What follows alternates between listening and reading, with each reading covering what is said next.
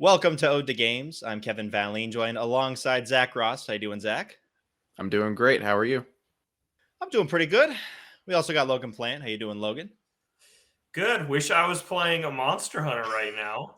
Me Yeah, too. let's hop into it. We teased it last week. Monster Hunter Rise Sunbreak is out. You guys have played a ton of it, and Good amount. it's just going to be you guys for a little bit. I'll throw it to you, you guys. How is it? Is it living up / exceeding the expectations set by the base game? What do you guys think? It is so much better than the base game. Yeah. It's not even close. So basically, nearly every issue we had with the base Monster Hunter Rise has been fixed. I think that there are four core things we were looking at that we wanted to see changed, and that was the rampage mechanic. We were just not fans of at all. That's the new like kind of horde mode where you fought like 50 monsters in one mission in base rise. It got old really fast. It was tedious. The missions were too long. That is completely wiped from this game. They are not there whatsoever. Another thing was difficulty. We kind of steamrolled through base rise, and we still haven't failed a ton of times in this game, but we have failed a couple of quests, and overall they're just much more intense. Like we have come down to our last death a few times. There's only been a handful of I'd say most quests we don't die at all still, but they're close. Like the monsters hit really hard and they are pretty difficult. And then they also have more interesting move sets. Like I've noticed that they're pulling off some pretty cool moves like flying through the air, and they've got better targeting, so I feel like I have to manage my recoveries a lot better in the directions I choose to go. So they actually seem to have, better AI. and then there's monsters like that don't leave like the area. Like usually like there's monsters that always will like run away when they're hurt or when they need to go like take a nap or something like that. But in this game, there have been a couple that are just so aggressive that they never give you a second to breathe. So if you want to break from the fight, you actually have to get up and leave the area. And then the biggest change for me is that Rise split things up into village quests and hub quests, like the older Monster Hunter games do, where village quests are single player only, and it's how you progress the story. And then you don't unlock hub quests until later, where you can actually join up and play multiplayer. Rise Sunbreak's main story is entirely hub quests, entirely multiplayer. You can play everything together. And the new single player mechanic is these follower quests where people around the new area of Elgato will ask you to go out on a hunt with them, and then you'll go out on a single player only mission with this AI companion that is actually pretty competent. Like they fight the monster, they lay down traps, they're actually pretty good. And these are optional quests that are single player. And so like when Zach and I haven't had time to play together, I've just had a little bit of time to play by myself. I pick it up, I do a couple of these optional single player quests and put it down. And so it's just a much better balance where the entire main story is multiplayer, and then you have these optional single player only things. So yeah, I'm a huge fan of pretty much everything in this game. Yeah. And one of the big things that I've taken away is that the new hub area and the new maps are absolutely fantastic. I think the jungle and the citadel, which are the two new maps that they added, are some of the best maps we've ever seen in Monster Hunter so far. And I really like the new hub area, Elgato. I think it does a similar thing that Celiana did, where it makes everything a little bit closer together. So it's easier to just immediately accept your quest and then go eat because it's right next to it. But it's still very cool looking. So definitely a huge fan of that. And pretty much every monster that they added, I've been a big fan of, which is saying a lot. But, there are a couple negatives still. Not even necessarily with the game, just the fact that we had seen pretty much every monster in trailers beforehand was a big blow. Nothing really surprised us. Even like post-launch stuff too. They're hyping up all of the new monsters that you're going to see in these post-launch updates. So it's not like they're going to drop them in. It's like, whoa, that's crazy. I didn't know that was coming. It's like, oh yeah, there it is. Yeah. So that big surprise factor was pretty much thrown out the window, but we're pretty close to beating the story of Rise, I feel. And I think the only monster that we haven't seen in any trailer is the final boss. But everything up until then, I believe, was revealed in trailers beforehand. So yeah, it's disappointing. Like when we first played World, we weren't Monster Hunter fans, so we didn't follow any of the feeds or pay attention to any of the trailers. So it was just like, whoa, what is that thing? Like you just come across it and it's a super cool moment. But in this, it's like, more of a like, okay, what's next? Like, I know I have the laundry list of everything we're going to see. We just don't know the order, and that's not nearly as exciting as brand new surprises. To the point where Zach and I have even talked about for the next Monster Hunter, actually doing our best to not watch trailers and mute things on social media and maybe unfollow some accounts so we can go into the next big mainline game with a little bit more surprise factor, because that was something really cool in the first game. It's like, imagine if you're playing Pokemon and you know every single creature that's in the game, and it's like, oh, there's them. I saw them in one of the trailers. Like, that's, I don't know why Capcom feels the need to show literally everything, especially that trailer that dropped in the Direct the day before this game came out, where there was like, and here's 4 more monsters. Because I was watching some reviews of Sunbreak, and they're like, there were only a few surprise monsters for us, and they're not even going to be surprises for you because they were the ones that were revealed the day before the game came out. And it's like, I'm just not sure about that strategy, because, I mean, you can show 10 monsters and people would still be satisfied with everything you had to say before launch. I don't think that showing every surprise is going to sway that many more people to pick this thing up. So it just feels a little bit like overkill to me. Yeah, I can't imagine that showing all of these monsters in the day before the thing comes out in a Direct would push somebody that isn't going to buy it on day one to buy it there, because it's like, oh, that monster's in the game. Oh, now I can pick it up. Like, if they're a Monster Hunter fan that knew the monster, they would already be planning to pick it up. I don't think that would really push too many people. Yeah. But the new areas Zach touched on it are absolutely incredible. Like, so you've got one of them which is called Jungle, and it is a remake of an older area from Monster Hunter. I think Monster Hunter 2 is that what I saw? And it's really cool. It's really easy to navigate. It's kind of just a big circle, so it's easy to get around and easy to wyvern ride one of the monsters and bring it to another monster to get a bunch of damage on it. And then the big star though for me is the Citadel, and it is like this super like Castlevania Gothic area. There's multiple kind of biomes within this one area. There's a jungly forest thing. There's a swamp. There's snow. But the coolest part is that there are these like ruined castles everywhere. And there's like so many paths to explore. Like, you can fall down this well and you fall for like what feels like 10 seconds. And then you land, and then you're like walking through these caves, and there's like endemic life to pick up and mining outcrops to get materials to grab. And it's just like super fun to explore this map. It is my favorite area in any Monster Hunter game I've played, World, Rise, or the bit we've played of Generations. I love this area. It's super fun to go hunt there. And then the 3 main monsters are called the 3 Lords. Got Malzeno, Garen Golem, and Luna Garen. They are just fantastic. They're so cool. Garen Golem, I think, is our overall favorite. He's like a giant gorilla with a ton of like rock armor. He's really cool.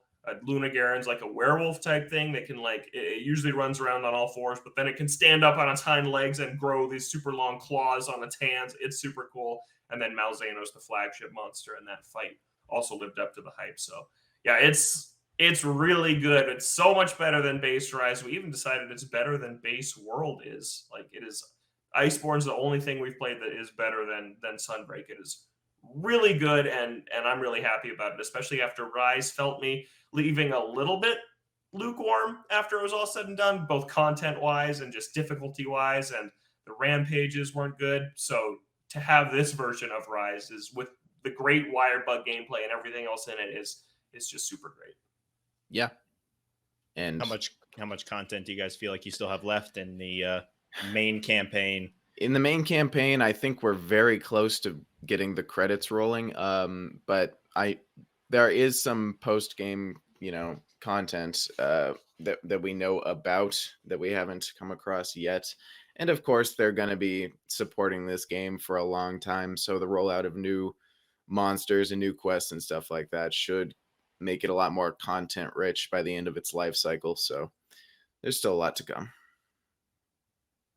Yeah, there's so much left. Like, yeah, man, there's a lot left, and they're supporting this way more than they did base Rise. If you remember, Rise was unfinished when it came out, and you get to a point in the story and they're like, there's more to come.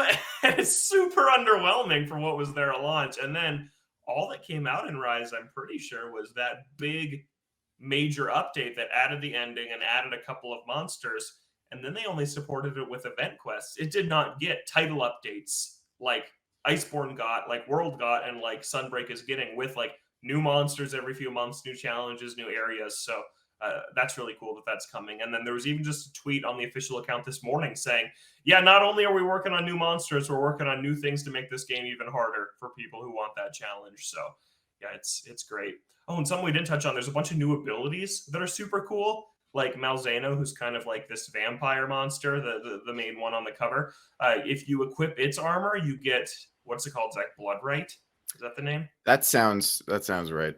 You get Bloodright, which is this skill that when you attack a weakened part on a monster, you gain health back. So you're basically like this necromancer that if you hit it in the right spot, your health bar just restores a little bit depending on how much damage you deal. And that's just like a super cool, unique skill that's totally new to this game.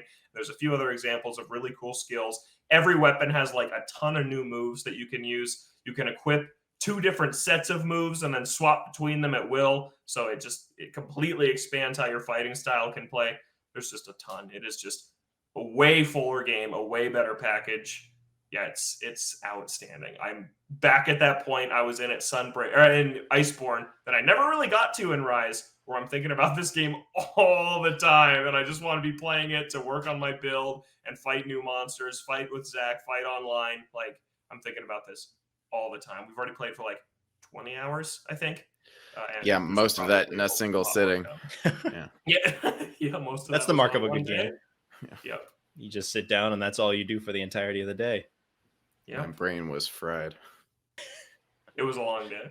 We played from like 8:30 a.m. to like 11 p.m. with only a couple breaks. Did it drop at midnight or did it drop at 9? It dropped at 9, so we had a little bit of a chance to play it the night before. They did the early Pacific time. Yep. That was nice. It's always the way to go. I'm sure we're going to be talking a lot more about Sunbreak in the next couple of weeks, especially when the new updates are going to be coming out. It seems like they got done with Rise and then they just had to shift everything to Sunbreak. You do wonder how much COVID kind of played into that, because they kind of got it out the door, and then you have to get out the expansion in kind of a timely manner. And so maybe the thought process was, well, we got to get this thing out before it's too far along after Monster Hunter Rise came out. And I guess, why don't we just move everything to that? I think it was impacted a lot, because if you remember from that big Capcom leak, Monster Hunter Rise was originally, internally at least, supposed to be a fall 2020 game, and it was pushed to spring of 2021 and wasn't even finished when it came out. So I think that just the whole release timing of all of it was just thrown off a little bit. Yeah, and this is like the B team. Like, this is not the mainline Monster Hunter team. They're working on what's ever next, surely, for PS5 and Xbox Series X, Monster Hunter 6, Monster Hunter World 2, whatever you want to call it. Like, this is the kind of spin-off team. So, yeah, I imagine it's a smaller team working on this, too. And they had a PC release in there, too, that they were working on at some point that came out in January, because this launched simultaneously on PC and Switch. The expansion did, but yeah, I'm just way happy with how much content's here. Even though the monster roster is still a lot smaller than Iceborne was at launch. What, Zach? Iceborne had 27, and this has 17, I think. Yeah, it's definitely lower, and it feels that way, especially when you know what everything is. Oh, that's actually something we should talk about real quick, is that the part we're at now is very good, but for the first like 5 hours or so we played, we saw nothing new. Literally nothing new. You fight one new monster. You fight the Blood Orange Bishaten is the first new monster you fight. He's super cool. He throws pine cones at you. And then you go through like 5 hours, like 2 full ranks of fighting master rank versions of Rise's base roster, which is still fun because they're still tough and they have new moves, because every monster has new master rank moves like Zach was talking about. But the pacing was just weird, because then you hit a point where everything you're fighting is new. And you're like, why? It's just the pacing could have been spread out a little more evenly. I guess you also fight one of the crabs early on, but it's like you fight those 2, and then you spend hours fighting like Nargacugas and Anjanaths and all the things you've seen before. Anjanath, and then you hit the point. Yeah, that was the biggest wall that we hit in Monster Hunter World. But then you hit the point where it's like, everything is new. And it's like, it would have been nice if it was like you're fighting kind of half and half the entire way. I think would have just been better pacing. If you get to see something new, then you get to fight an old favorite with new moves back and forth. Because it was like a little bit of a grind at the start where you're like, when are we going to get to see these new guys? So that is the only other little thing that I would nitpick probably. On the grand scheme of things, I guess it's not too bad. At least they have some new moves, but yeah, they probably, I don't know why they held that so close to the vest when they were itching to tell you what was in it before launch. Yeah. And they're like, no, wait a minute. You don't get to fight those guys yet. Come on. You gotta do base rise. All right. Sweet. You want to get into some news here? Not a whole lot going on, although it all dropped like a half an hour before we recorded this. So a couple of things. First, God of War Ragnarok finally gets a release date. There was rumors going around that they were going to announce it, and then that got postponed. But we finally got one November 9th. It's coming out this year. Whose prediction was it? That was mine. That it was going to come out this year. Yep. I predicted that Starfield, Zelda, and God of War would all come out this year. You got one. For 3. 1 for 3. 1 for 3. Zach, you picking this up on launch? Yeah, I think so. I've been pretty excited for it. I was not confident that it was coming out this year. But now that they've got a solid release date, November for me is a little slow. Probably going to play Pokemon. But other than that, yeah, God of War I think fits very nicely into my fall schedule. I'm going to be busy with Harvestella, so there's no chance of playing this on launch. Logan, how is your journey through God of War going? It's been kind of on a pause. Haven't picked it up recently, but definitely going to finish it up before this comes out. And I'm going to play this game on launch, unknown, but I am going to play this game at some point. It's coming out on a Wednesday, which is worth mentioning. It's very random that it's launching on a Wednesday. Yeah, I think everyone was like, oh, is it going to take the Starfield date of 11/11? But instead, it's just 2 days before that on the 9th, which is an interesting date. Wonder if that was like planned before Starfield got delayed or something like that. So they just maybe stuck to what they already had. But yeah, glad it finally has a date. Special edition was also revealed. A new CG trailer was revealed too, which I did not watch because I kind of don't need to really. There's really not a whole lot. I mean, no, unless you're one of the people that like picks through this, there's probably something for you, but it was 30 seconds. I thought it was kind of funny that you announced the release date and then there's just a 30-second CG trailer. I guess, yeah, in one sense, you kind of know how the game's going to play because it's going to be God of War with new bells and whistles. So it's not like it's super groundbreaking, I wouldn't think, but here's the release date. It's going to be coming out soon. You get to play this game. We're not going to show you what it looks like to play this game. I guess I commend that. I guess, not that they didn't show gameplay, but we just sat here and talked about how Monster Hunter showed too much. So erring on the side of too little, I think is okay. Because we saw a gameplay trailer already for this thing. I guess that was over like a year ago. So it'd probably be nice to see a little bit more of what it actually looks like before it comes out. But for a game that was super story focused, the first one at least, I think that people are probably fine not knowing too much about what's going to happen in this one. I guess that's true. Also, shout out to the special edition. Another one of those that gives you a steelbook with nothing in it. Gotta love those. Oh, it is? It just has a download code? I think so, yeah. I watched just a bit of the video and it said disc not included. That's so lame. Yep. Yeah. No disc and people sit here being like, okay, well, what about for the people who have the digital PS5? They can't pick this up. It's just make 2 versions. Yeah. Just make 2 versions of it. One with the digital download code and one with a disc. Yeah. But no. I think Forbidden West was the same way. Forbidden West had a couple of special editions, and I don't think any of them had a disc in them. I guess I feel like if you're the type of person who gets special editions, you probably have a disc PS5. Right? I'm willing to bet that the crossover of digital PS5 and people who buy enormous special editions to display in their house is very small. Yeah, isn't the point of getting the digital version of the console so that you don't have a bunch of clutter and stuff on your shelves? Yeah. The same people are going to go out and buy these mega special editions with these huge boxes and a steelbook that doesn't include a game. I don't. Anyways, just I don't get those. I really don't. It's good we finally have a big game for this fall, though. It's November was looking pretty light prior to this. We knew Pokemon, but something on PlayStation will be pretty good. Stella with the shade. No. Casting shade on that. No, it's great to finally get a release date for this. We've been waiting on it for a while. Remember when this game was going to come out in 2020, 2021? Yep. Yep. I'm glad it's coming out this year, and glad you got one of your three on the prediction, Logan. Yep. It didn't all fall apart. It's a good average in baseball. 1 for 3. There you go. Speaking of delays, Forspoken gets another one delayed to January 2023. Now, in the post, they said that the game is done, and this is a strategic delay. This was going to come out, was it October? October 11. What else is coming out in October? I have to think if it's strategic, that is more along the lines of trying to release Mario plus Rabbids, Sparks of Hope. Harvest. When's Harvestella come out? It's a Square Enix game. Yeah, November, I don't know. This is weird. 4th. Yeah. So yeah, they come out and they're like, "Oh, the game is done, and we're getting ready for launch, but we're doing a strategic delay to January, and we appreciate your patience." Which is a little different than the normal one of, we still need time to polish this thing up. It's all coming together, but we just need a little bit more time. Yeah.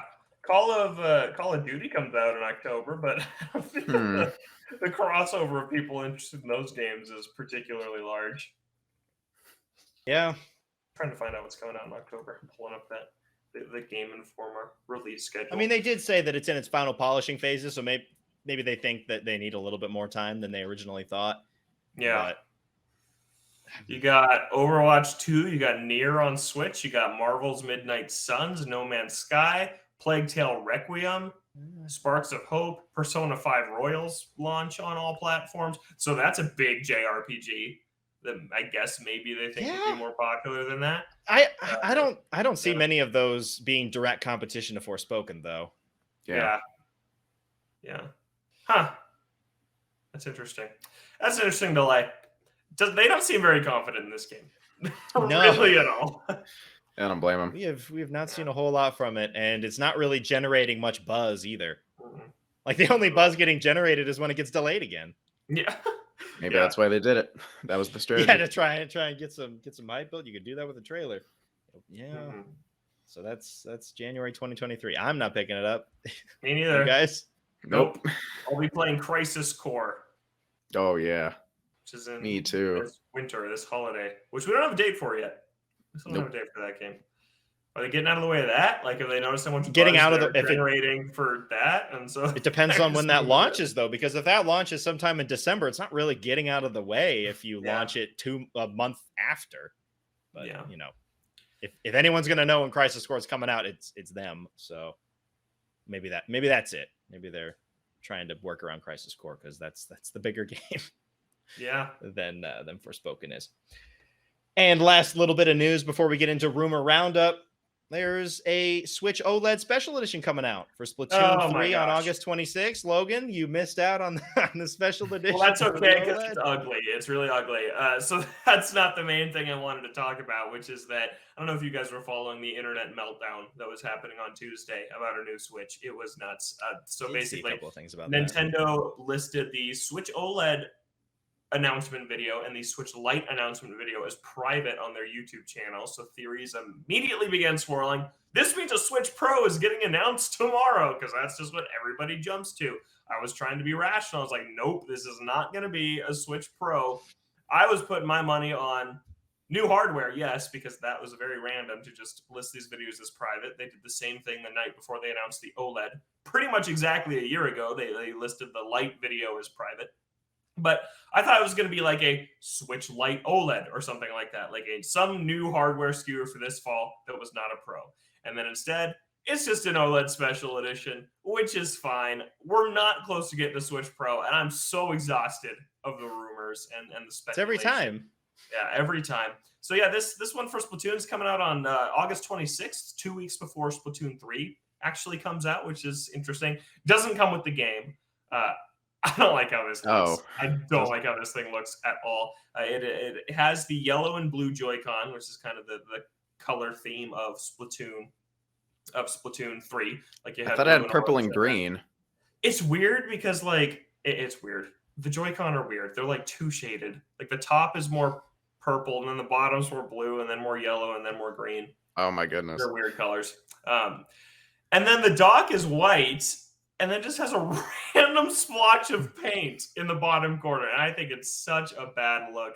I do think that special editions is one of the biggest missed opportunities of the Switch generation, because there really have not been that many of them, and they're not very good.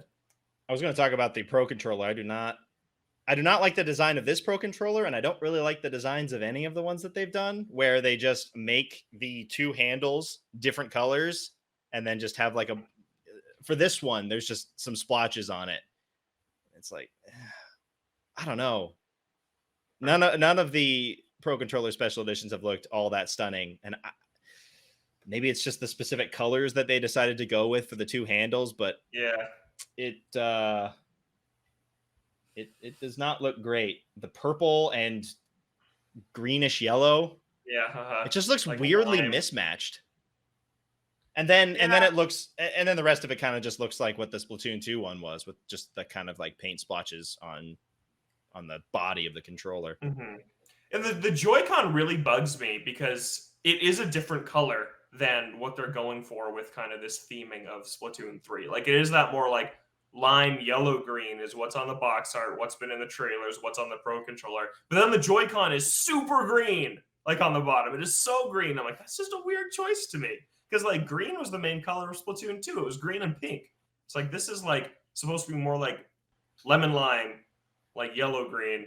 And so the Joy-Con like doesn't match the Pro Controller. If you held them side by side, it would look weird. I think the white dock is a bad choice to go with the splotch of paint and the things that you have on it. Yeah, I think this is a big miss. But we got to be close to a Splatoon 3 Direct. I was just going to say, we've been talking a lot about Sonic Frontiers and its weird rollout of content. Splatoon 3 is kind of similar. They just recently released a little video about a new map. I did not even watch it, and now we're getting this. When did that happen? There was a map, right? I didn't see that. What was that like this week? It was recent. That is bizarre. I totally. I'm pretty sure. Maybe it was a little bit later, but I could have sworn that they talked about some map or something. Yesterday. It was yesterday. And they didn't even tweet it on Nintendo America? I'm not seeing it tweeted on Nintendo of America. That is so it was Japan only? Weird. And UK. Why didn't they tweet it on Nintendo America? No wonder I'm like misremembering it. That is so weird. Why didn't they talk about it? It's called Mincemeat Metalworks. This is the first time seeing this. Made from scrap metal in order to make more scrap metal. There used to be a sea here, but it evaporated, leaving behind a wasteland. Huh. Yeah, I just don't know what the play is here. Because it already seems like there's not a whole lot of new stuff going on, and then you have a new map, and you don't even show it off anywhere. Wait, they showed off another one on June 17th that I also didn't see because it was only tweeted on the UK.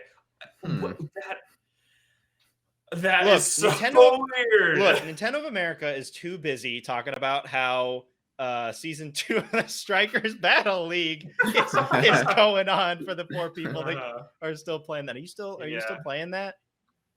Not much. Not since Monster Hunter dropped. And Fall Guys. Those are really Fall Guys, yeah. My free time. Not because I don't like it or want to, but just because Fall Guys and Monster Hunter are better multiplayer games. I wonder if there's going to be anybody playing when you get back. I know. Yeah, that's weird that they're not posting any of this stuff about Splatoon. It's a huge game for them. Yeah, this is doing? Really weird. We need a Splatoon 3 Direct, and we need it soon. So I'm buying that game, but I don't know if people on the fence are right now in on that game. I really don't care all that much. And I enjoyed Splatoon 2. But if everything that I've seen about Splatoon 3 is Splatoon 2 with a little bit extra. Yeah. And I don't need to spend $60 on that. Yep. Weird. If the single player campaign is as good as the Octo expansion was, that alone is worth it because that thing is amazing. But we don't know that yet. We have seen nothing of the single player campaign, and this game comes out in 2 months, and we've just seen shockingly little of it. There's got to be a direct, maybe early August would be nice before the special edition comes out. And I'm sure we'll get Amiibo too. So you just got to talk about all that stuff. One would hope. From this, it really doesn't feel like it's going to be here in 2 months. Yeah, and it was delayed too. The weird Xenoblade swap. Like, I'm a little worried. What's going on with this game? For a series that's been so strong, both games have been so good. Just a little worried. Rumor Roundup. What do we got, Logan? Did you see rumor this week? It's not a rumor. It's a fact. Okay, so cool. June. So what? The same as we've been doing for the past month of just Sonic news. It's just more news. June wrapped up, so IGN's first is over. However, Sonic Frontiers is the cover story for Game Informer this month, so there's going to be even more new stuff coming out. The bizarre rollout continues. So look forward to that. But this is wrapping up IGN first on it. Mitchell did a kind of question and answer with fans on Twitter, where he just said, "Hey, what do you want to know? I'm going to do one last video to kind of cap off this segment." So he posted this 11-minute Q&A that I watched, and there's a few takeaways on cyberspace levels and one gameplay twist that I'm very excited about. Cyberspace levels are apparently about 2 minutes each. So a little shorter than we wanted. Yeah. Okay. Yeah. Okay. That's not great. However, he said that a difference is that instead of just getting through it and being done with it, there are 5 challenges for each level that made them very replayable. For Forces, there was no reason to go back and ever touch any of them. It sounds like in this, you go through it once, you play it, and then you have to play it in kind of different ways to complete these challenges. And he said that's fun. He said that it works. And Hope it's fun. Yeah, that it didn't feel like Forces, where the levels were not very good and really short and super unmemorable. He said the highway level that we saw a glimpse of in the trailer was the best so far. And as I guaranteed you last week on the show, Chemical Plant Zone is one of them. I saw something about that, yeah. Come on. Yeah, apparently Green Hill Zone is the first thing you play in the game. It's like the tutorial, and then you get launched into the open world. And then Chemical Plant Zone is in there. And it sounds like Sky Garden Zone is in there also. So just the first 3 levels from Generations are back again. But then the big, exciting gameplay thing I wanted to tell you guys is that he says wisps are not in the game. It is about time. I've been tired of wisps from Colors, Lost World, Forces. It was time to move on, and apparently wisps have been totally removed. So I'm a little disappointed in the level length, but everything else we're still hearing sounds good, and I'm glad that they finally cut the cord on wisps because I was really tired of that after so many iterations of it. I'm surprised they lasted as long as they did. Like in Colors, it's like, okay, that's the point of the game. Like you're rescuing these things, all right. And then they just kept on coming back. Yep. They're even like the power-ups in Team Sonic Racing. Like they just kind of became the generic items of the Sonic. They were even in the comics that I read, I think. Yep, they are in the comics. Yeah. They're everywhere. Yeah, I guess so that's, for that's the a wrap levels, on June. A lot of it does hinge on how fun those challenges are because, yep. I mean, on the one hand, I don't want these levels, we've talked about it, I don't want these levels to be like 10 to 15 minutes. That's ridiculously long, but 2 minutes, it mirrors some of those really short stages in Sonic Forces where you're done in like 1:40 and it feels like, oh, the level's starting to get going and it's over. So I hope that the challenges do provide good replayability and a different experience, enough of a different experience so it's not like you're just replaying the same level 5 times with like, you know, a couple of different variations on how you do it, like, oh, kill 10 enemies or something like that. I want there to be more reasons to go back and do these challenges. Yeah, what do you think, Zach? I mean, everything I've heard pretty much has been positive so far, given the original rollout. I'm a lot more optimistic now. Yeah, a little upset that the levels are shorter, but given their replayability, I'll remain optimistic. Yeah, that's a wrap on June for a rumor roundup. So now we'll have to follow Game Informer and see what they say over there. See what new details come out. Hopefully a release date. Where is that? We still don't have at this point. Yeah. But Very excited for this game. And I guess last thing I'll say on the levels is if they're only 2 minutes, if there's a lot of them, I think that's okay. Because they're not the focus of this game, right? The focus is going to be that open world. So if it is like every 10 to 15 minutes, you hop into a 2-minute level, great. That's great. I think that I can live with that because also in the preview, he said that another person who played the game that he talked to went a different way in the initial open world area and encountered a totally different cyberspace level than he did that he didn't even see in his 4 hours of playtime. So it kind of sounds like these things are sprinkled pretty well throughout because on just the first area alone, we don't know how many islands there are. The entire month of June, we just saw that main original one. But he played 3 levels, and then this other guy played 1 level that he didn't see. So there are at least 4 levels in this first area, and I'm sure there's more they didn't see. So it sounds like there could be a good amount of these things. So yeah, if they're just bite-sized, yeah, that could be okay. That could be okay. It's not like they're the main focus of the game and forces, and then the game's over in 2 hours. Yeah, so that is very true. Definitely different. Yeah. Trying to find that perfect way to pad out a Sonic game's length, and I hope that this is it. It's not the Werehog. I hope it is this open world design. Yep. That's rumor roundup. Good rumor this week. Great rumor. So we are basically at the halfway point in the year. You know what that means? Oh, no. We got to be checking in on our 2022 Game of the Year contenders, as well as how we're doing on our game goals. So at the start of the year, we each picked 3 games that we wanted to play sometime in the year. Of course, we still have the whole second half of the year to get to these games, to try to get to these games. But I thought we'd take a look and see how we're doing on that so far. Zach, how are your game goals going? Before we get into Game of the Year talk, how are your game goals going for 2022? You know, I'm really taking comfort in the fact that there's still half a year to go because I have done 0 out of 3 of these 2022 game goals. Not that I haven't thought about playing every one of these games, which I have a few times. I just haven't pulled the trigger, and I've played quite a few games this year. But my list of 2022 game goals is Spiritfarer, which I have on Game Pass. It's been downloaded for 6 months. I have not deleted it. It's been downloaded. It's just there. I see it every time I turn on my Xbox. But I just haven't played it yet. But I want to. Final Fantasy VI, the Pixel remaster came out in February. I bought it on Steam. I haven't played it. It's probably pretty long. But I do want to get to it. I've heard the Pixel remaster 7 is again. good. I have a problem.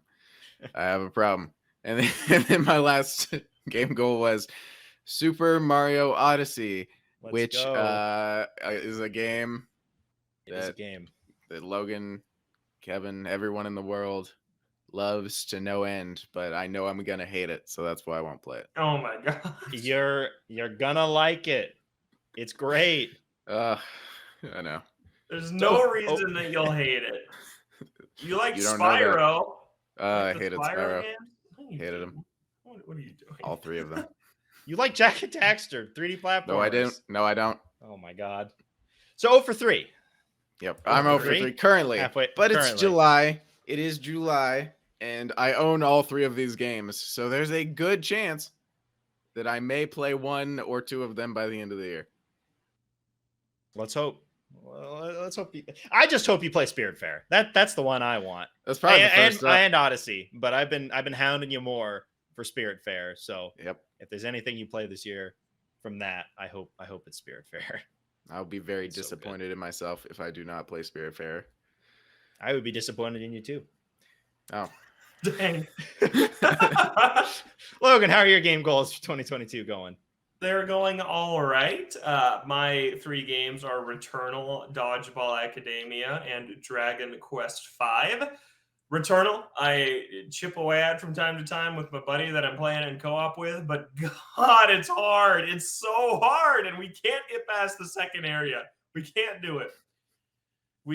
One of us will just make a dumb mistake and like go into a room we shouldn't when we have 2 little health, die, and then the run is over and an hour and a half is gone. And it is just brutal. It's such a fun game. Still love the gameplay and the gameplay loop, but losing everything when you die is just, it's a lot. It's a lot to handle, especially when we can only sync up to play every so often. So it's like, I feel like the first 20 minutes when we're back into it is like, okay, how does this all work again? Like we haven't gotten to that point where it's like, we're totally in the flow and the rhythm of the gameplay and are just plowing through.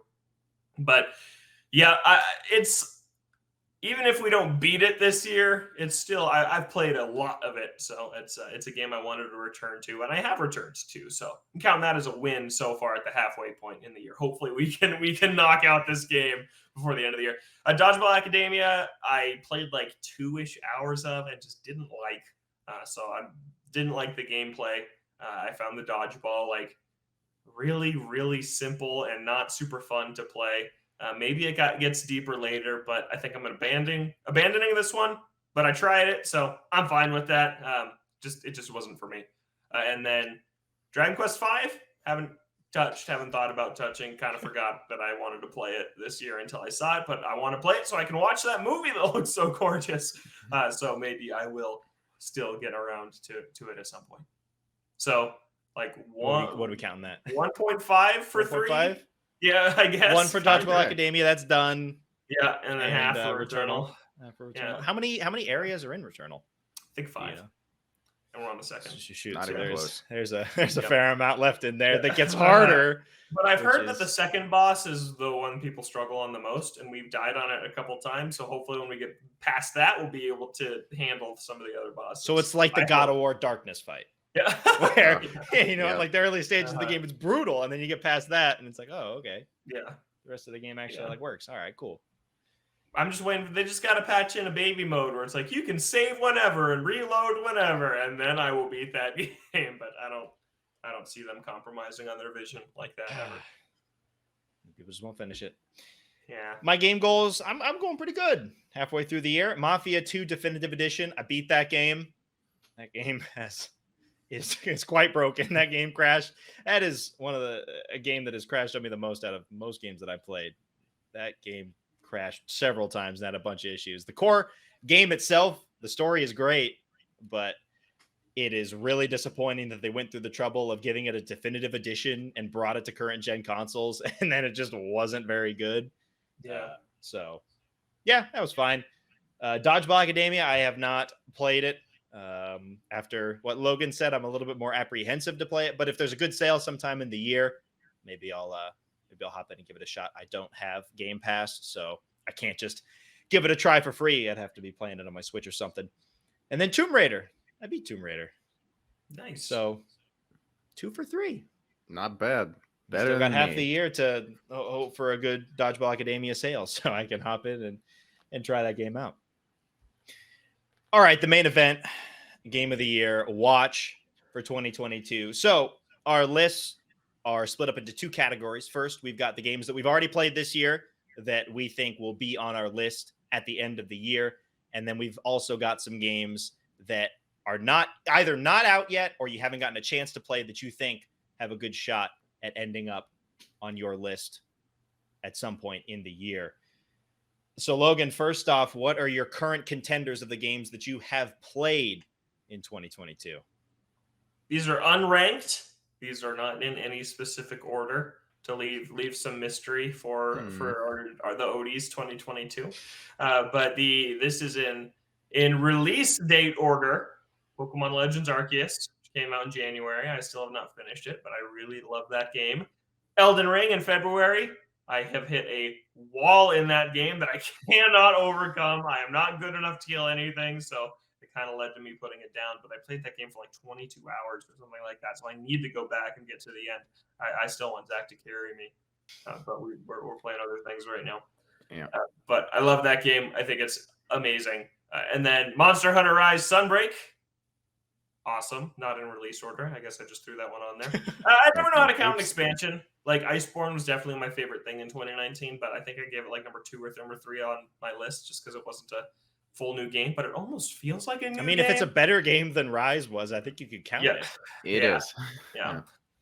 And it's not just like DLC. Like it is basically an entirely new game. Like we're gonna put more hours into this than we did into Rise. So yeah, it's guaranteed. not just like it's a DLC you pick up and put down. Kirby and the Forgotten Land. It's a great game. Really, really liked that game. Came out in March. And then a game I'm playing right now, Fire Emblem Warriors 3 Hopes, is a lot better than I thought it was going to be. Probably this one probably won't get number 1, but I just wanted to throw it on there because I think it's top 5 material for the end of the year because it is really, really good. So yeah, I've enjoyed this year a lot. Got a lot of games on there already. Yeah, there's more coming out too. Yeah, so what do you got on the possible contenders later in the year, or stuff that you just haven't gotten around to? Something I forgot. Cuphead, The Delicious Last Course, is another DLC, so we'll see if that counts as like a full thing or not once I play it. It's been so long since the original; it kind of feels like its own thing at this point.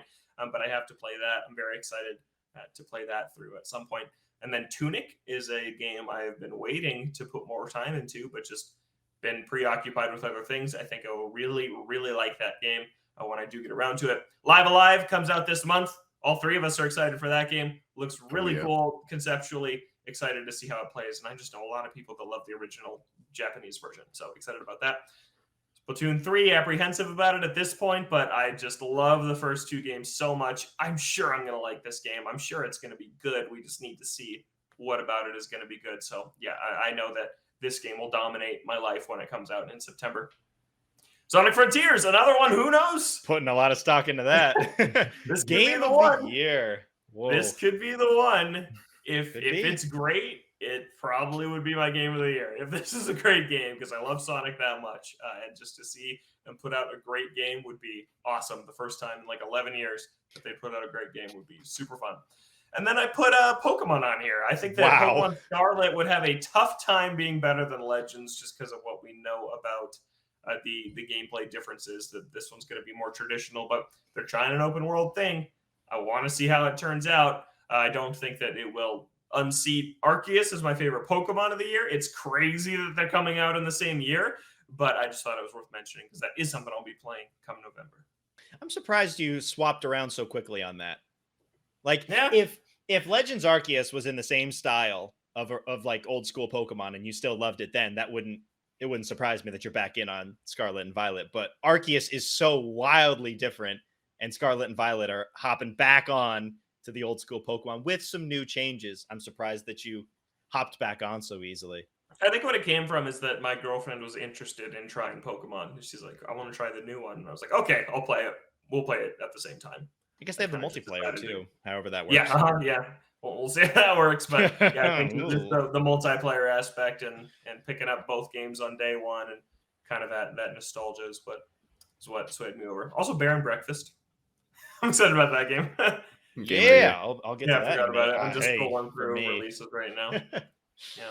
All right, Zach. Yeah. What are your current game of the year contenders that you played? So my current contenders, I've got 4 of them in no particular order. Just kidding. This is the order. There's a pretty clear front runner right now, and that's Elden Ring. It's hard to imagine a game dethroning this as my game of the year currently. I've put over 100 hours into it. I beat it like 4 times. I platinumed it. This game is incredible. It's generated a lot of buzz. Everyone's playing it. A lot of people have beaten it. The platinum is a huge percentage. Kevin's not playing it. Logan refuses to finish it. I don't refuse. I need help. He can't do it. Just needs assistance. I'll help. Yeah, but that's my current number 1. I'm not saying that nothing could be better, but we'll see. And then number 2, I've got Monster Hunter Rise Sunbreak. Like we were talking about, it's hard to put an expansion on here, but it does genuinely feel like a brand new thing, and it is so much better than base Rise that it's definitely up for consideration. And we are going to be putting so much time into Sunbreak over the remaining course of the year, so definitely shouldn't count it out. And then I've got, for number 3, Tiny Tina's Wonderlands, which is a game Logan and I are playing together, and I'm absolutely enjoying every aspect of this game for the most part, and I think it's the best that the Borderlands series has ever been. So we haven't finished it. I don't think we're terribly far off from finishing. We put a good amount of time into it, but we haven't played it in a while. But yeah, I'm absolutely loving it. I think the story is a lot of fun, and I like the gameplay a lot. How they mix in top-down RPG style with the traditional Borderlands shooting and looting. Very good. And then I've also got The Quarry, which I think was a really, really, really good game. Looked gorgeous, had a very engaging horror story. I think it achieved everything it was trying to. And I think it's flown a little under the radar ever since it came out. So I think it probably just should have come out closer to Halloween. I think that's the good time for people to pick up this game and play it. Yeah, but I thought it was great. It was a great spiritual successor to Until Dawn. So definitely a contender. Or Switch Sports. Oh, geez. Yeah, that was the big game for you this year. Yeah, absolutely. Switch Sports. I do love Switch Sports. I haven't played it in a little bit. But yeah, that game is good. I don't know if it's game of the year good, but it's good. No, it's not. It's just a fun time. That's not what it set out to be. It didn't set out to be game of the year 2022. Exactly. It set out to please Zach. And it did. With a callback to Wii Sports. All right, what are your possible contenders that aren't out or you haven't played yet? Well, good timing, because my first one up's God of War Ragnarok, which we now have a release date for this year. So you can actually say, this could be going on your game of the year for this year. Yeah, it's coming out exactly. This year. Yeah, the first one was incredible. So I have high expectations for this one, obviously. Look forward to playing it on release. So that'll be a definite contender for game of the year if it's better than its last one. The first one wasn't my game of the year 2018, but 2018. But still one of the best games I played that year. And then Live Alive, of course, we're all going to play it. Definitely have high expectations for this. It looks really good. It looks like something that we'll all enjoy, which might give it a significant edge to have a game that we all love. That'd be a lot of fun. And then, of course, at the end, I put Sonic Frontiers, kind of mostly as a joke. You guys are very hopeful for that. But you never know. The more optimistic I am, the more disappointed I'll be. But I don't care. Sonic Frontiers, game of the year 2022. You heard that'd be crazy. Yep. After all the rumors that we've been talking about this year and what the last game was, and how they showed it off for the first time after everything that happened. If Sonic Frontiers is game of the year for the OD, what a turnaround. That would blow my mind. It could happen, though. Amazing. It could happen. All right, for my current game of the year list, I've got three big games that I've played this year that came out this year. We've got Kirby and the Forgotten Land. Really good game. Really good 3D platformer. I think that they translated Kirby super well into 3D. Loved all the power-ups, and the worlds that you went to were super cool. I had a great time with it, and I'd kind of like to go back and 100% it at some point. I got all of the Waddle Dees. It's basically just the gotchas and finishing off the Coliseum and the boss rushes. Mm-hmm. So maybe Did I'll go back the post game? Yes, I did the post game world. I have not finished that yet. I got to go back and do that. Oh yeah, you do. It's good. It's a good time. I really like the remixing of those areas.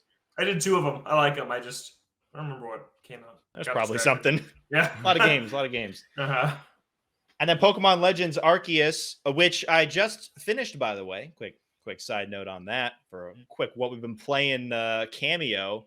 Just beat the main campaign of that in about 20 hours. Really good. There's still a bunch of stuff that I have yet to do. Of course, you've got catching all the Pokemon in the Pokedex, which is in every single Pokemon game. But as soon as you're done, they lead into more story content and new quests that show up right after you finish the main last fight of the main story. So there's still a lot for me to do, and I'll definitely go back in and try some of that out. I don't know if I'll go super hard into it, especially with a bunch of games coming out this month, but it's given me enough reason to go back after the main campaign and play some more. It's still fun catching Pokemon and battling.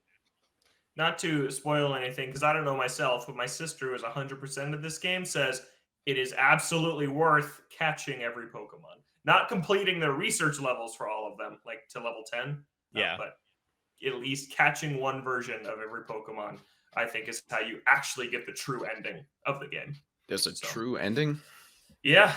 Apparently it's worth it. So if you need a little extra push of motivation to catch everything, I think that's how you get like the actual ending of the story content. We'll have to give it a shot. There's a bunch of other stuff coming out soon, so hopefully I don't fall off too hard on it. I wanted to at least finish that like initial campaign before all these other games came out. But yeah, that is definitely up there for Game of the Year. Do you think it's the best Pokemon game ever? Because I kind of do. Whoa, holy crap. Best ever?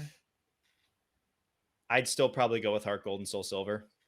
Yeah. Like, if this game was just more polished all around, I think that it could be. But I think there's enough rough edges around it where I wouldn't go out and say that it is the best Pokemon has ever been. I think Heart Gold and Soul Silver still give you the best complete experience out of any Pokemon game, especially with the 2 regions of Johto and Kanto. Yeah, but that's true. Behind that, it could be. Maybe a Legend sequel could be the best Pokemon game Could ever. be, yeah.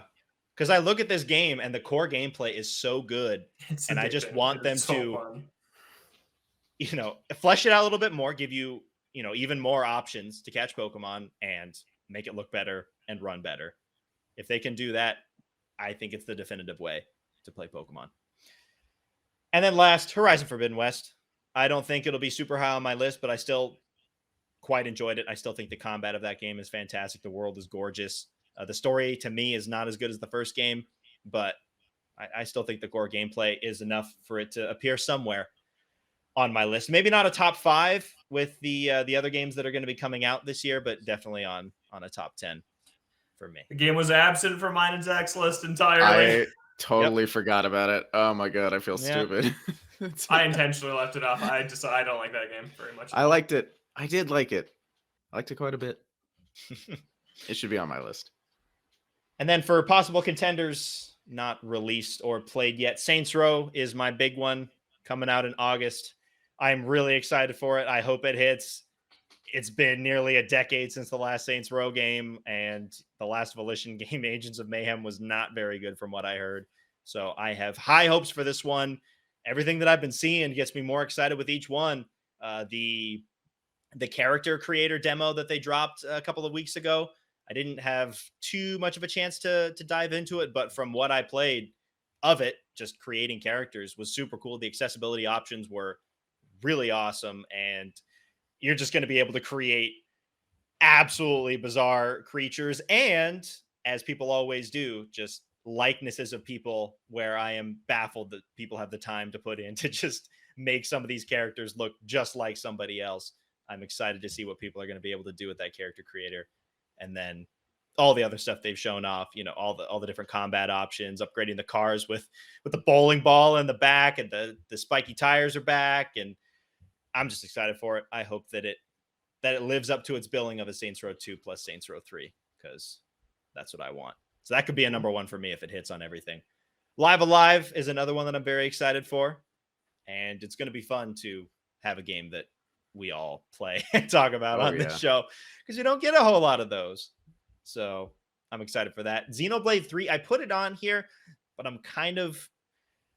don't know if I'll have time for it this year, because there's a bunch of other stuff coming out, and Xenoblade is huge. Even if I got around to starting it this year, I wonder if I'd be able to finish it and be able to definitively put it on my list. Maybe one of those ones where I kind of retroactively insert it into the list after the fact.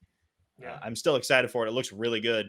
I just don't know if I'll have enough time to play it within the calendar year to be able to put it on the list. Bear and Breakfast, I am super excited for this game.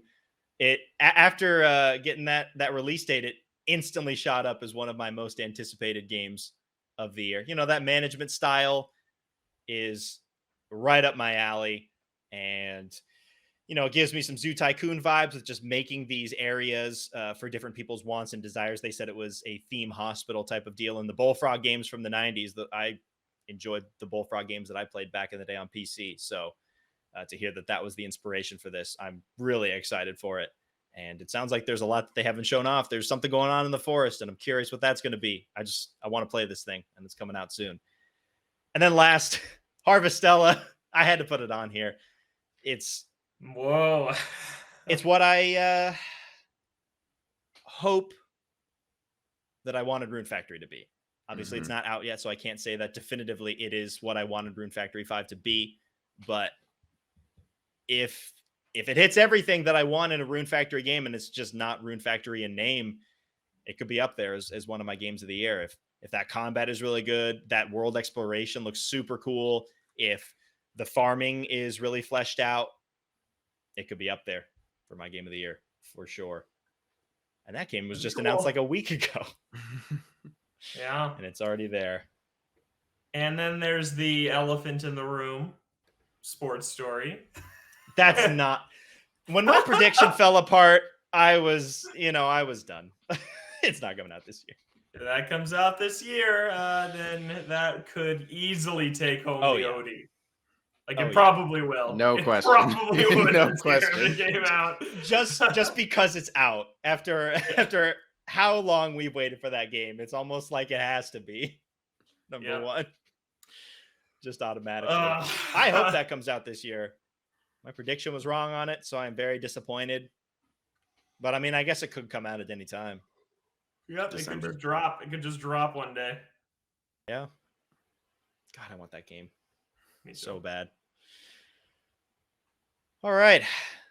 Zach, want to wrap it up with a quick what we've been playing? I've just been playing Legends Arceus, finishing that up. Also, I bought some of the PopCap games on sale on Steam, so I was playing some Insane Aquarium. That was fun. Anyways, that's just a nice trip down memory lane to when I was like 10 years old and playing these things on browser. But anything from you guys? Yeah, well, for me, a lot of Sunbreak, obviously. And other than that, I've just been going through my replay of Final Fantasy VII Remake, which has really taken over my replay of Final Fantasy VII Original. Makes sense. Yeah, exactly. The remake's just so good. I think Final Fantasy VII Remake might be my favorite Final Fantasy game over 9. I think, because 9 was my favorite. But I still think I like 9 over original 7, but I think I like the remake more than I like 9, which it's just so good. The gameplay, everything, it's just perfect. If they made a remake of 9, hey, who knows? That'd probably be my favorite. But right now, as it stands, Final Fantasy VII Remake's so good, and I'm still so hype about Crisis Core and Rebirth coming out next year or early 2024. Hopefully, end of 2023, but we'll see.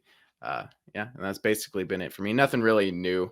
Still love it a lot. I've been putting a lot of time into it because pretty much all of my friends were busy over the weekend, so I put like 15 hours into it, which was good. So I'm on like chapter 15, and there's only like 18 chapters, so I'm very near the end. So once that's done, I'll probably move on to Spiritfarer, Super Mario Odyssey. Yes. Who knows? Both of those are the correct answer. Both of them at the same time. I don't know about that. Finalize in like 2 weeks. Oh my goodness! Finalize really soon. Yeah, it is. It is the game very that soon. You can blast through, which would be any game because you blast through everything. I could probably get through Mario Odyssey pretty fast. How long is that game? Super long. If you it's just like 8 beeline hours it to the just end. play through it. Yeah.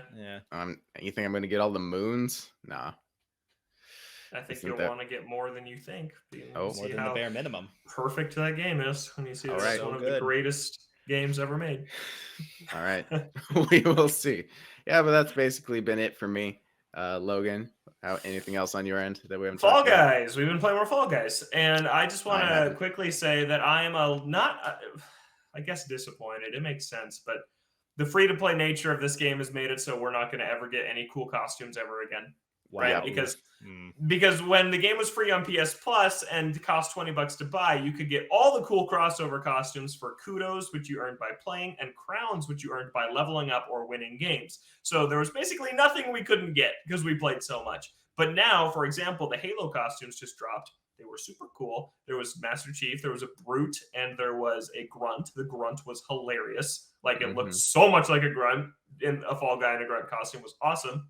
But now they cost Showbucks, which is the new currency that you unlock very little of on the Fame path. Very little. I'm level 40, so I'm almost halfway done with the Fame path, and I have 400 Showbucks. And Master Chief alone was 800 Showbucks. To get all three was like 2,000 Showbucks. So the actual literal only way to get them is to pay real money. And I'm just not going to do that. And so what's it's the conversion on the dollars to Showbucks? Is it well, it scales. It scales, right? Like the more you pay, the better deal you get. That's how all these games work. And I know this is how Fortnite makes money. And if it means that Fall Guys will last longer because now they have this free-to-play model and there are people who are spending their money on these costumes, I'm fine with that. I got Sonic.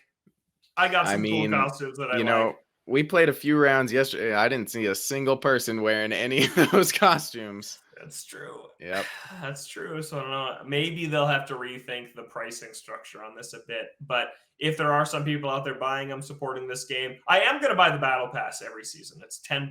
There's only like 2 seasons a year, so I will throw them that. But like 15, it was going to be like $15 for these 3 costumes, and it's just like I can't personally justify that. So it is disappointing that we used to like look forward to these crossovers because like, oh cool, Sonic is coming, these other characters are coming. I was so excited for Master Chief, and then I saw the pricing, and I was like, well, there goes that. So I'm just gonna hoard the showbucks I do earn until something I really care about comes along. Tails. Halo was close to that. Like Halo was close. If I had had enough to burn, right, you didn't have enough time on Halo. Yeah, exactly. But like in the future, if there's like more PlayStation costumes I care about, like Uncharted or Last of Us, something like that. If ever Nintendo jumps on board and there's like a Zelda costume or Mario, something like that. But yeah, it's just a little disappointing. I get it, but I was just a little bummed about it. That's what happens when it goes free to play. Yep. Yeah. Game's fun though.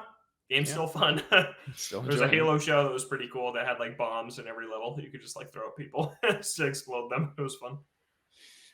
I still got to go back and play that. Try and get a dub. Yeah, at some point. Just have that time. All right, I think that's going to do it for us. Any final thoughts before we wrap up for this week? Next week, look forward to tales of my journey to acquire the F-Zero AX tracks on my F-Zero GX memory card. Zach and I are going to Seaside, Oregon this weekend on a little trip with a couple other friends, and it's one of my favorite places in the world. I love Seaside. I've been there a ton of times. They have an awesome arcade there. The best machine at that arcade is F-Zero AX. It's the only one I've ever seen. And if you don't know, F-Zero AX has a GameCube memory card slot that you can plug in. If you have save data for GX, it will overwrite it. And then next time you plug it into your GameCube, it's like, oh, you played F-Zero AX. Here's like 10 new tracks to play on the GameCube version. And the only way to organically unlock them in the GameCube version is way too hard. And I'm never going to be that good at F-Zero to unlock them. So this is my chance 20 years after this game came out to go and acquire these arcade tracks. And I haven't been to this arcade in like 5 years. I really hope that this machine is still there. Yeah. And I really hope it's still operational. So yeah, well, I'll talk about that story next week, trying to get F-Zero AX. We're also going to a cool game store that we like a lot on the way. So we'll talk about any pickups we get there too. Sweet. Maybe follow you on Twitter. Maybe post a couple of pickups on there. Logan J. Plant. Drop the follow. I tweet almost never, and half of it's about the Mariners. There you go. Good plug. Hey, but maybe you'll see a tweet about F-Zero or about some random weirdness at a game store somewhere. Yep. Because that always happens. Zach, any final thoughts from you? I'm never going to play Spirit Fair. Oh! You are going to. We're going to do it. I'm disappointed in myself. I'm weak. I can't do it. I want to so bad. I don't know what's wrong. You're gonna do it, and you can plow through the game in like a weekend because you do that with every game. So just be in and out. But it's got a deal. It's got like the farewell edition. There's like extra content. There's so much to do, isn't it? What's it called? It's called Farewell and Spirit Fair also. That's interesting. I don't remember what it was called, but there is. It was like a final definitive edition. But you can play it. Lily update. Oh, it is Farewell edition. Farewell. I didn't know they were both called that. Because there were updates for each of the new characters. Anyways, you get to play it all at once. I had to wait for that content to drop. So even more sad, all contained. Yeah, exactly. There you go. All right, that's going to do it for us on this week's episode of OTA Games. We're here on Thursdays or Fridays, Apple Podcasts, Spotify, other podcast streaming services that you may use. OTA Games on YouTube has the video version of the podcast every week as well, so you can check that out there. We're on Twitter at OTA Games. You can send an email to otagamescast@gmail.com. For Logan and Zach, I'm Kevin.